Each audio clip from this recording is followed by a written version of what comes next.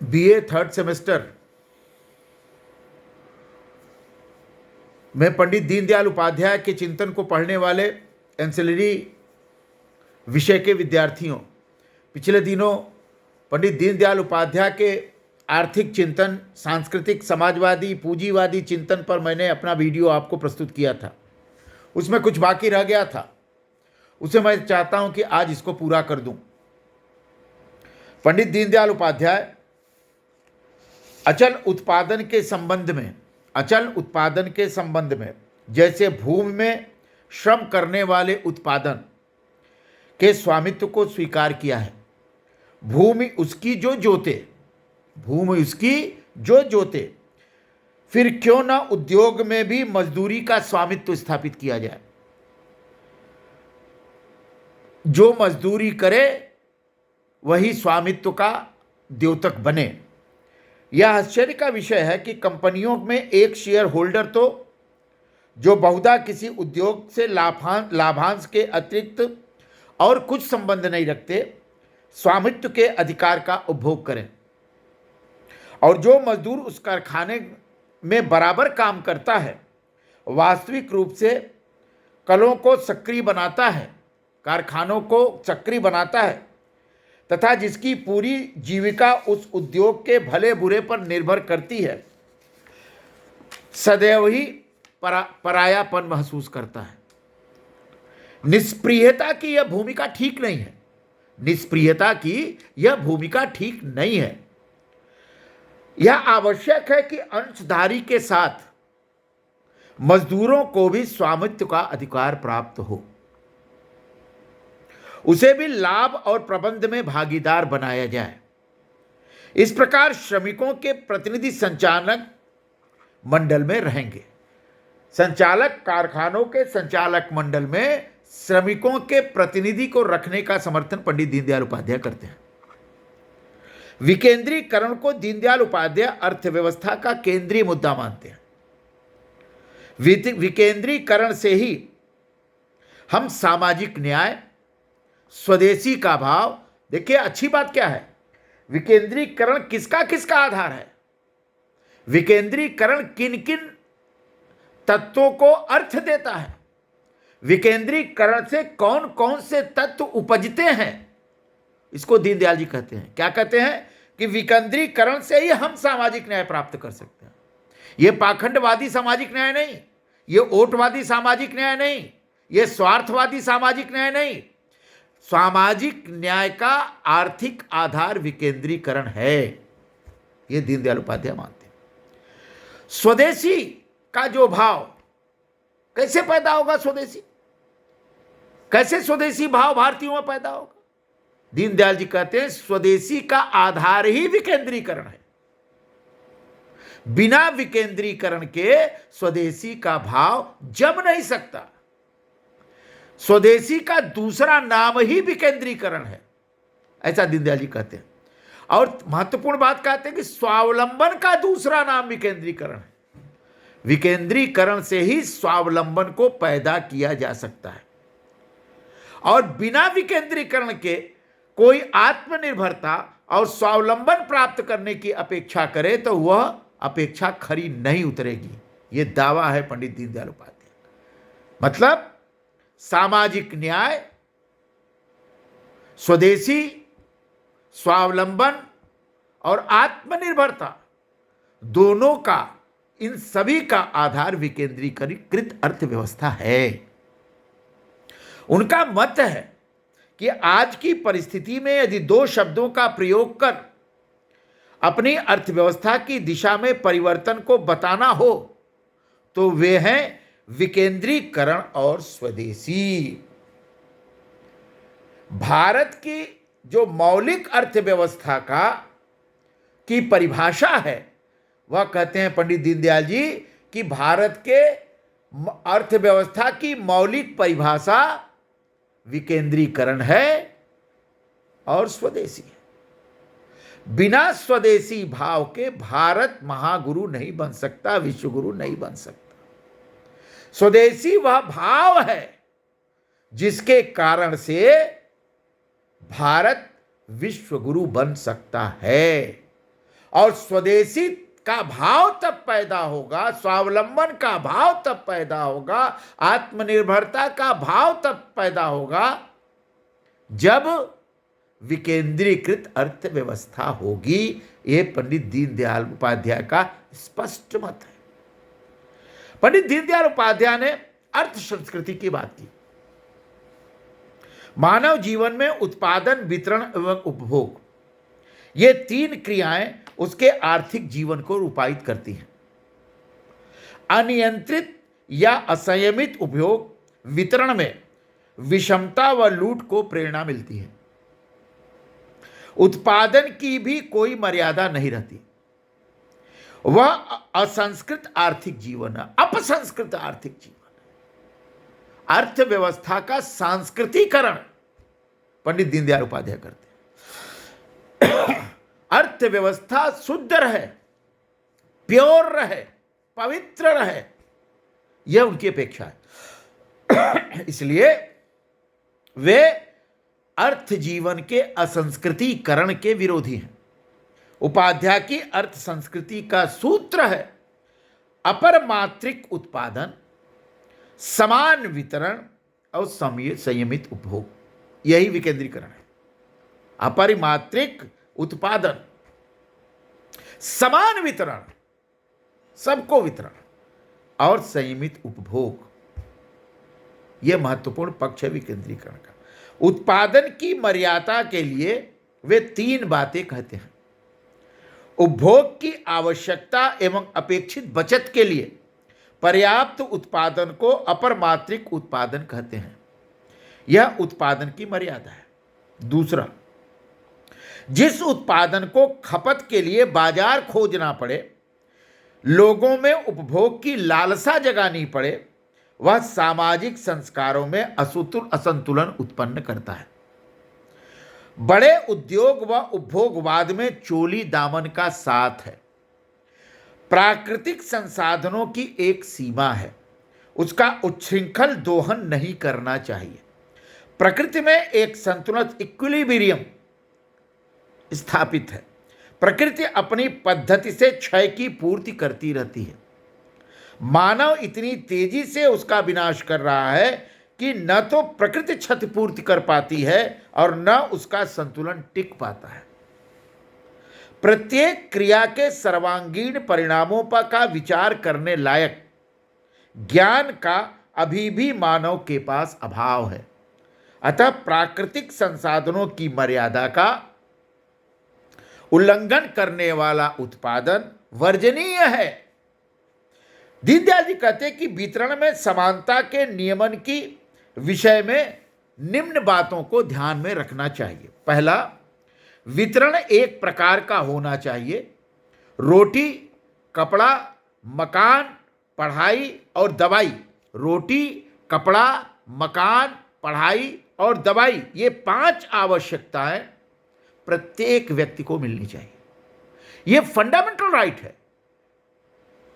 भारत को इन 5 चीजों को एक मौलिक अधिकार के रूप में दे देना चाहिए। दूसरा, अधिकतम न्यूनतम आय का नियत अनुपात नहीं बिगड़ना चाहिए। अधिकतम न्यूनतम आय का नियत अनुपात नहीं बिगड़ना। इतना नहीं कि कोई खरबपति हो जाए, कोई अभावग्रस्त रहे, ये नहीं होना चाहिए। संतुलन हो। अधिकतम आय और न्यूनतम आय के बीच में संतुलन की बात दीनदयाल उपाध्याय करते हैं। वितरक निकाय उत्पादक व उपभोक्ता के साथ संतुलन वाली हों। अतिरिक्त मूल्य उपभोक्ता के लिए शोषणकारी न हो तथा उत्पादक व वितरक में अतिरिक्त मूल्य का न्याय संगत बंटवारा हो। संयमित उपभोग का तात्पर्य है स्वस्थ शरीर की आवश्यकता के अनुकूल उपभोग। इंद्रिय लोलुपता, भ्रष्टाचार करना, शोषण करना, चोरी करना, हत्या करना, हिंसा करना को जगाकर किया जाने वाला उपभोग शारीरिक और सांस्कृतिक दृष्टियों से अत्यंत घातक है। अनियंत्रित उपभोग असमान वितरण का कारण है। उपभोग में संयम तथा सादा जीवन भारतीय अर्थव्यवस्था का प्राण है। उत्पादन उपभोग का नियंत्रण नहीं करता, उपभोग ही उत्पादन का नियंत्रण करता है। आर्थिक अभाव तथा प्रभाव दोनों ही उपभोग को अनियंत्रित करते हैं, असंयमित करते हैं। अतः अर्थव्यवस्था ऐसी होनी चाहिए जो जीवन को अर्थायाम की संपूर्ति करे। आत्मिक, बौद्धिक व मानसिक आनंद के अभाव में भी व्यक्ति का भौतिक उपभोग असंयमित हो जाता है।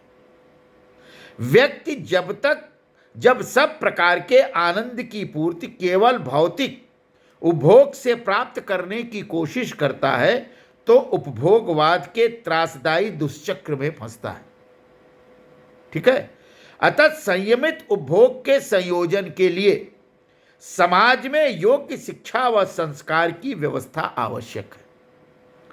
सांस्कृतिक आनंद उपभोग को संयमित करता है। इस प्रकार पंडित दीनदयाल उपाध्याय निरूपित करते हैं कि उत्पादन, उपभोग व वितरण कोरी आर्थिक क्रियाएं नहीं हैं। इनके अन्य सामाजिक व असांस्कृतिक पहलू भी हैं।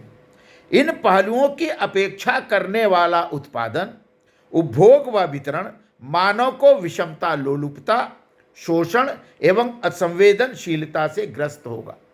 अतः हमें केवल आर्थिक नियोजन और नियमन ही नहीं वरन एक अर्थ संस्कृति का विकास भी करना होगा। भारत में अर्थ संस्कृति का विकास करना अत्यंत जरूरी है।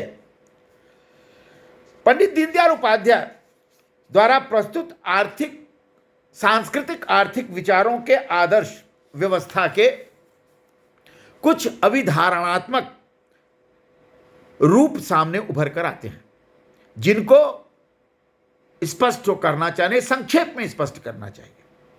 पहला क्या है? अर्थायाम। दूसरा क्या है? श्रम का मूलभूत कर्तव्य एवं अधिकार, मतलब सबको काम, सबको काम। तीसरा उपभोगवाद, स्पर्धावाद और वर्ग संघर्ष का पूरी तरह निषेध। चौथा स्वामित्व का नहीं, स्वामित्व का केंद्रीकरण का प्रश्न। स्वामित्व का नहीं, स्वामित्व के केंद्रीकरण का प्रश्न। पांचवा, कोई स्वामित्व समाज निरपेक्ष नहीं हो सकता। कोई व्यक्ति स्वामित्व निरपेक्ष नहीं हो सकता। अर्थात अर्थव्यवस्था में न्यास सिद्धांत, ट्रस्टीशिप का, गांधी का सिद्धांत ये लागू होना चाहिए। यहां पंडित दीनदयाल उपाध्याय गांधी के ट्रस्टीशिप में विश्वास करते हैं। गांधी का प्रभाव उन पर पड़ता है। छठा, पूंजीवाद और समाजवाद का पूरी तरह निषेध होना चाहिए। पूंजीवाद और समाजवाद दोनों मनुष्य के विकास के लिए घातक हैं। आर्थिक लोकतंत्र की स्थापना होनी चाहिए। अर्थव्यवस्था भी लोकतांत्रिक हो, लोकतंत्रीकरण अर्थव्यवस्था का हो। अर्थ का सूत्र उन्होंने दिया, ज गुणे क गुणे य बराबर ई। इस सूत्र की व्याख्या होनी चाहिए। भारी औद्योगिकरण का संयमित उपभोग होना चाहिए। विकेंद्रीकृत अर्थव्यवस्था एवं लघु उद्योग का विस्तार होना चाहिए। अपरिमात्रिक उद्योग व उत्पादन होना चाहिए। अदेव मात्रिक कृषि होनी चाहिए। स्वयं सेवी उत्पादन क्षेत्र होना चाहिए। श्रमिकों का स्वामित्व होना चाहिए। अर्थ संस्कृति का विकास होना चाहिए। बंबई के अपने प्रसिद्ध भाषण में उन्होंने कहा कि हमारी अर्थव्यवस्था का क्या उद्देश्य होना चाहिए। उन्होंने कहा कि प्रत्येक व्यक्ति को न्यूनतम स्तर की आश्वस्ति तथा राष्ट्र की सुरक्षा सामर्थ्य की व्यवस्था की जानी चाहिए। इस स्तर के उपरांत उत्तरोत्तर समृद्धि, जिसमें व्यक्ति और राष्ट्र को वे साधन उपलब्ध हों जिनसे वे अपनी चित्त के आधार पर विश्व की प्रगति में योगदान कर सके। इंडिविजुअल प्रगति नहीं, वैश्विक प्रगति में भारत का योगदान हो। विश्व के मानव की प्रगति में भारत का योगदान हो। हर मानव हमारा मानव है, हमारा भाई है, और उनके विकास की योजनाओं में हमारी भूमिका निश्चित होनी चाहिए। उन लक्ष्यों की पूर्ति के लिए प्रत्येक समय एवं स्वस्थ व्यक्ति को साभिप्राय आजीविका का अवसर देना तथा प्रकृति के संसाधनों को मितव्ययिता के साथ उपभोग करना यह जरूरी है। राष्ट्र के उत्पादक का विचार कर अनुकूल प्रौद्योगिकी विकास करना भी जरूरी, अनुकूल प्रौद्योगिकी विकास करना जरूरी है। यह व्यवस्था मानव की अवहेलना न कर उसके विकास में साधक हो तथा समाज के सांस्कृतिक और अन्य जीवन मूल्यों की रक्षा करे। यह लक्ष्मण रेखा है जिनका अतिक्रमण अर्थ रचना को किसी भी परिस्थिति में नहीं करना चाहिए। विभिन्न उद्योगों में राज्य, व्यक्ति तथा अन्य संस्थाओं के स्वामित्व का निर्णय व्यावहारिक आधार पर होना चाहिए। अर्थव्यवस्था के नियमन में मुख्य बाधा तो राजनीतिक इच्छा शक्ति का अभाव है एवं आर्थिक विचारों की समाजवाद एवं पूंजीवाद संबंधी पाश्चात्य अवधारणाओं की भ्रमोत्पादक विचार सरणी है। लेकिन पंडित उपाध्याय जी मानते हैं कि स्वदेशी निहित स्वार्थ भी अपने आप में बहुत बड़ी बाधा है। स्वदेशी निहित स्वार्थ, स्वदेशी में भी स्वार्थ का भाव हो सकता है। भारत में ऐसे लोग बड़ी संख्या में हैं जिनके हित पाश्चात्य अर्थव्यवस्था एवं उत्पादन प्रणाली से जुड़े हुए हैं। पिछले 100 वर्षों में जिस अर्थव्यवस्था का भारत में विकास हुआ है उसने भारत और पश्चिम के औद्योगिकरण की व्यवस्था को एक दूसरे का पूरक बनाया है। इसमें भारत के हितों का संरक्षण नहीं हुआ बल्कि उनका बराबर शोषण ही होता रहा। इस शोषण की क्रिया में पाश्चात्य आर्थिक हितों ने भारत के कुछ वर्गों को भी अपने अभिकर्ता के रूप में साझीदार बनाया है। प्रारंभ में व्यापारी और कमीशन एजेंट के रूप में और बाद में कुछ अंशों में उद्योगपति या स्वतंत्र साझीदार के रूप में इनका हित संबंध विदेशी आर्थिक हितों के साथ बध गए। इस वर्ग का देश के आर्थिक जीवन पर प्रभुत्व रहा है। आज भी संख्या तथा देश की राष्ट्रीय आय में उनका योगदान कम होते हुए भी वे समाज और देश के जीवन पर भारी प्रभाव रखते हैं। इस वर्ग की आकांक्षाएं निश्चित हैं। वे अधिकाधिक अपने विदेशी प्रतिद्वंदियों का स्थान ग्रहण करना चाहते हैं। पाश्चात्य अर्थव्यवस्था के भारतीय विद्वानों से उनका सहज ही समसंयोग मेल बैठ जाता है। भारत के सभी समाचार पत्र, विशेषकर अंग्रेजी, उसके प्रभाव क्षेत्र में है। ये सब मिलकर जाने या अनजाने में ऐसा मायाजाल रच देते हैं कि साधारण जन उसमें निकल नहीं पाता। शीघ्र चमत्कारिक परिणामकांक्षी राजनेताओं का भी इस मायाजाल से सामंजस्य हो जाता है। दीनदयाल जी कहते हैं कि विदेशी सहायता,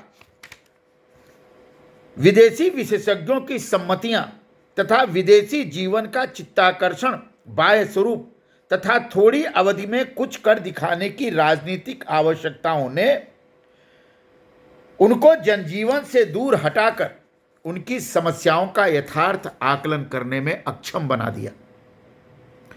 पंडित दीनदयाल उपाध्याय कहते हैं कि भारत में स्व का साक्षात्कार भी है, स्व का साक्षात्कार किए बिना हम अपनी समस्याओं को सुलझा नहीं पाएंगे। स्व का साक्षात्कार जरूरी है। दीनदयाल उपाध्याय का अर्थ चिंतन समग्रतावादी है। निपट आर्थिक दृष्टि से ही संपूर्ण मानव जीवन को देखने के वे विरोधी थे। मानवीय सांस्कृतिक मूल्यों की दृष्टि से उनका अर्थ चिंतन आदर्शवादी है। लेकिन यह चिंतन अब व्यवहारिक न बने, अतः उन्होंने साथ साथ व्यवहार्य व्यवस्थाओं के विवेचन का भी प्रयास किया, व्यवहारिक अर्थशास्त्र की बात की। वे किसी वाद विशेष से कट्टरता पूर्वक बंधने के बजाय शाश्वत जीवन मूल्यों के प्रकाश में यथा समय आवश्यक परिवर्तन एवं मानवीय विवेक में आस्था रखते हैं। अपनी भारतीय अर्थनीति में वे कहते हैं अपनी भारतीय अर्थनीति एक विकास की एक दिशा नामक उन्होंने एक पुस्तक लिखी, जिसके में लिखते हैं वो, जैसा कि पुस्तक के नाम से स्पष्ट होगा, यहाँ एक दिशा की ओर संकेत भर किया गया है। विकासोन्मुख भारत में मोटी रेखाएं खींच दी गई हैं। अनेक छोटी छोटी रेखाओं का अंकन एवं चित्र में रंग भरने का काम प्रकृति और पुरुष द्वारा ही पूरा होगा। वह जैसे जैसे होता जाएगा चित्र वैसे ही भरता जाएगा। हमारा कर्तव्य है कि दर्शक की उत्सुकता छोड़कर निर्माता की लगन और पुरुषार्थ से उसमें जुट जाए। आज तृतीय विश्व का हर देश पाश्चात्य अर्थशास्त्र से जूझ रहा है। राजनीतिक साम्राज्यवाद भी अप्रच्छन्न आर्थिक साम्राज्यवाद का अधिष्ठान ग्रहण कर रहा है। आधुनिक पाश्चात्य तकनीकी के साथ प्रताड़ित समाजों की प्रतिभा का मेल बैठना कठिन है। आज न चाहते हुए भी तृतीय विश्व के देश साम्राज्यवादी अर्थशास्त्र से अपने को मुक्त नहीं कर पा रहे हैं। अपने स्वदेशी जन को भूखा मार कर भी साम्राज्यवादियों को बाजार देने के लिए वे बाध्य हैं। पाश्चात्य तकनीकी व तज्ञ स्वदेशी अर्थव्यवस्था पर ही नियंत्रण कर लेते हैं। कुछ समृद्धि के टापू खड़े कर लेते हैं। आम आदमी विषमताग्रस्त होकर उपेक्षित होता है। नेतृत्व वर्ग एवं मध्यम प्रतिभा के धनी अल्प शिक्षित वर्ग से निहित स्वार्थों को साम्राज्यवादी पाश्चात्य अर्थशास्त्र कुछ सीमा तक पूरा करता रहता है। परिणामतः एक सांस्कृतिक अराजकता, राजनैतिक अस्थिरता एवं आर्थिक गुलामी का सृजन होता है। इन साम्राज्यवादी पाश्चात्य आक्रमणों से बचने के लिए माओ त्से तुंग व जूलियन नेरेरे जैसे जननेताओं ने अपने देश को साम्राज्यवादी मुख्यधारा से काटकर तथा राजनीतिक इच्छा शक्ति के बल पर अनेक ग्राम प्रधान व लघु उद्योग प्रधान स्वावलंबी प्रयोग किए। लेकिन इन प्रयोगों को करने के लिए उन्होंने तानाशाही राजशास्त्र का उपभोग किया। वे तानाशाह थे, अतः उन्हें अनुकरणीय नहीं माना जा सकता। दीनदयाल जी माओ त्से तुंग और जूलियस नेरेरे को अनुकरणीय नहीं मानते। दमनात्मक व्यवस्थाओं के दुष्परिणाम हमेशा प्रकट होते हैं। उपाध्याय जी राजनीतिक व आर्थिक लोकतंत्र की आधारशिला के रूप में विकेंद्रीकृत व स्वदेशी आर्थिक व्यवस्था के पक्ष में अपने विचारों का नियमन करते हैं, अतः वे अधिक महत्वपूर्ण हो जाते हैं। पंडित दीनदयाल उपाध्याय के आर्थिक विचार मानव प्रधान एवं समाज परक है। उनका सांस्कृतिक अर्थशास्त्र आत्मरंजक भी लगता है, बुद्धिगम्य भी लगता है। लेकिन जिन निहित स्वार्थों का उन्होंने वर्णन किया है, क्या उन्हें संस्कारों के बल पर नियंत्रित किया जा सकता है? ये सवाल भी उठाते हैं। लोकतांत्रिक मानवाधिकारों के दुरुपयोग ने ही पूंजीवाद को जन्म दिया है। सरकार द्वारा नियमन तो उपाध्याय को स्वीकार है, नियंत्रण स्वीकार नहीं है। सरकारी व संसदीय नियमन तथा आर्थिक निहित स्वार्थों में संघर्ष तथा अर्थव्यवस्था का वर्णन उपाध्याय अपने विचारों में नहीं करते। उनका विवेचन ज्यादा विधायक है तथा सृजनात्मक है। यह सही है कि संघर्ष को किसी दर्शन का आधार नहीं बनाया जा सकता, लेकिन व्यवहार में उसे बचना कठिन है। दीनदयाल उपाध्याय का उत्तर है कि संस्कार, शिक्षा, लोकमत परिष्कार व नियमन यही लक्ष्मण रेखा है। इसी की मर्यादा में हमें अर्थव्यवस्था का, अर्थ संस्कृति का प्रयोग करना चाहिए। मानव की श्रेष्ठता में उनका अगाध विश्वास है। वे अर्थव्यवस्था में भी मानव की श्रेष्ठता को स्थापित करते हैं। मानव मतलब जाति विहीन, रंग विहीन, धर्म विहीन, किसी प्रकार के विखंडनवाद के विपरीत जीने वाला मानव, उसकी श्रेष्ठता भी अर्थव्यवस्था में रहनी चाहिए।